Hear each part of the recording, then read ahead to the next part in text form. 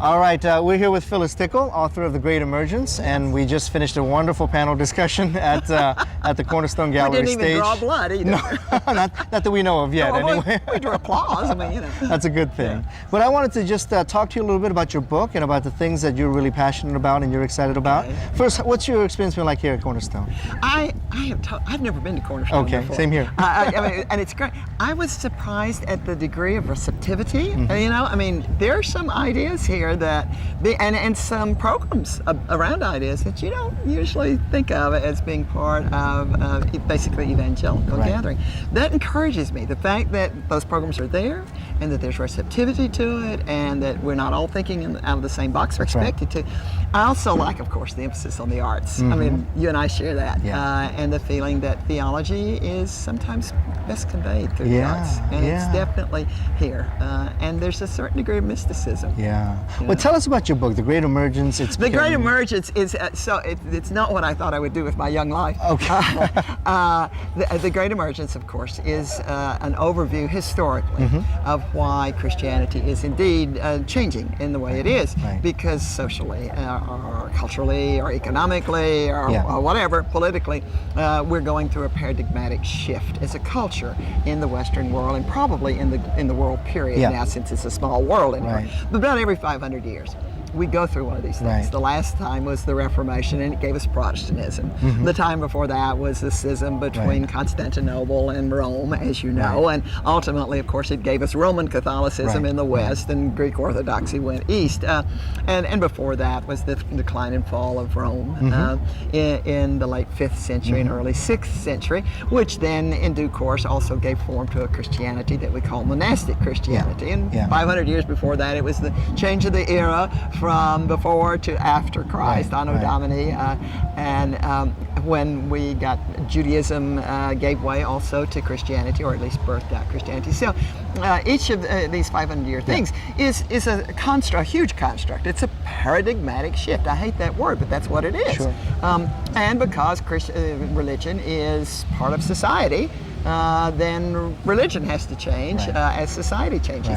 And what's happening this time is that as surely as Catholicism had to give rise to Protestantism, this time Protestantism and Catholicism, and to some extent Orthodoxy, are having to give way to emergence Christianity. And emergence Christianity has several names, or there's several divisions of it. It can be everything from alt worship, if you will, or mixed economy churches, all the way over to emergent, an emergent village.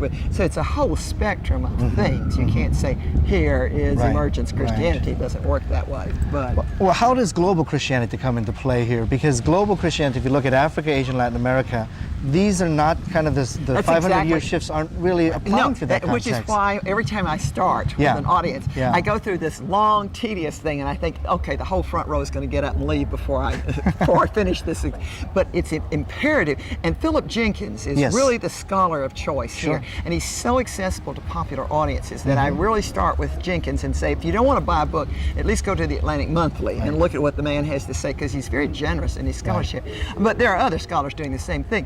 But the point is that Christianity, when it first came into being, as it rises up out of Judaism, was really threefold. It was Latin and Greek and Syriac Christianity, based on the languages in which those societies, the principal language in which those societies were each getting their Christianity. And Syriac Christianity basically became Oriental Christianity and left the picture with Chalcedon and maybe a little before. And then, of course, Orthodoxy at the Great Schism left and became Greek, leaving the principal one in the Western experience. And in those parts of the world that the West colonized was Latin Christianity. And this is a phenomenon of Latin Christianity, or it's a phenomenon of those parts of the world in which Latin Christianity found a natural home. The reason I make the thing here is that a good rabbi will say, every time I've had him say to me time and again, don't do that. It's not a Christian phenomenon, it's a Judeo-Christian one. Because if you go back 500 from the Great Transformation, the change of the era, you hit the Babylonian captivity, the end of First Temple Judaism, the beginning of Second. And 500 before that, of course, what you hit is the end of the age of the judges and the coming of the Davidic dynasty. Right. And so they argue very passionately. And it's, I didn't say so here, but you know, as an evangelical Christian, you probably, or any Christian right now, probably owe it to yourself, if you're North American, to go Google Synagogue 3000 Sure. and see what this thing's doing in Judaism. Sure. Because it's the same thing. Right. They don't call it Emergence Judaism; they call it Right. Synagogue 3000. But it's having the same thing. So you're definitely seeing these large trends. So they're the 300-pound gorilla in the living room. Yeah. You know, I don't believe cycles. I was a young academic in the 50s when everybody was cycling, and right. Schlesinger. I mean, really fine historians Right. like Those Schlesinger cycles got in were trouble shorter over. too, Yeah. right? Yeah. Oh, they got some of them done Right. every 3 years. Right. You know, and it got to be such a hoot that no academic would touch Right. cycling. It was just outre. It was Right. academic death. And when this thing first fell in, you know, I started fooling with this. I thought, I don't want to cycle. You know, I just don't want to go there. Right. Recovering academic, I can't. Okay. But it's there, and Okay. it's equally irresponsible to not say. Yeah. And who knows why? Right. I suspect it's something to do with the psychology of the West, that it takes it 500 years to just take an idea and encrust it, and then encrust it, and encrust it, and encrust it until it squeezes Right. glue out of Right. it, and the whole thing bursts open. I think it's probably that simple. Yeah. But now with this 500-year cycle that's happened in the West, and that's coming into this interaction with what's happening globally. Absolutely. That's happening with what's happening with post-colonialism. That's exactly. That was maybe the bubbling of this colonial era, and now that bubbles out in the West and now also kind of globally. So how does that emergence work? Is there a convergence of those? Is there going to be convergence? Alan Jones, who's a Brit by birth and just retired as Dean of Grace Cathedral in San Francisco, but has a sort of international, if you will, point of view on all of this, says that, in his opinion, truly, North American emergence, or Western emergence, fresh expressions in the UK and its former colonies, you know, what we've got here, that those forms of emergence that are primarily westernized in some way are going to be like solidarity. They're going to have to hunker down and dig in, because two-thirds world and two-thirds world Christianity, whatever you want to call it, will not be emergence. It's not yet gone through a Reformation. And part of where we are has to do with the Reformation experience. And that until that has happened, there will be no concourse, no easy concourse between the two. And so what emergence is probably going to have to do is hunker down like solidarity and wait till things kind of clear up and then emerge again and that there will be a merger. But he says it will probably be at the end of the next 500-year cycle. He's persuasive. I may not have done a fair job with his argument, but he's very persuasive about, and Islamic scholars will say, yes, that indeed the Reformation has to be gone through by Islam, just as it has to be gone through by colonized or colonial, or whatever you want to call it, third world, I don't care what you call it, Christianity. And that until you've had the Reformation experience, you're not going to get into the paradigm that is self-organizing and non-hierarchical.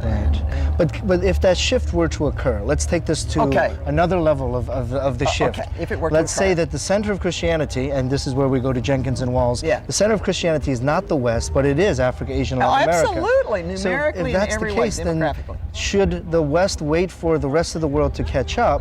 Or should the West say, you know what, we've led for 2,000 years. Latin Christianity has led for 2,000 years. Now let's follow the lead of this emerging post-colonial Christianity. So that's kind of what I'm asking about. And that's a good question. The answer, the immediate answer is, how is that going to happen? And then the answer to the how question is, it's sort of a Pan-African term now. Amhara. Amhara is emergence. On the African continent, that talk a broad stroke. That's a broad stroke. But in most of the areas of Africa, that's what it's called. They don't use the word emergence. So they've got a non-Reformation in any way engaged, except, and this is me arguing now. I can't give you a footnote. Except it's all well and good to say, yes, that is indigenous emergence.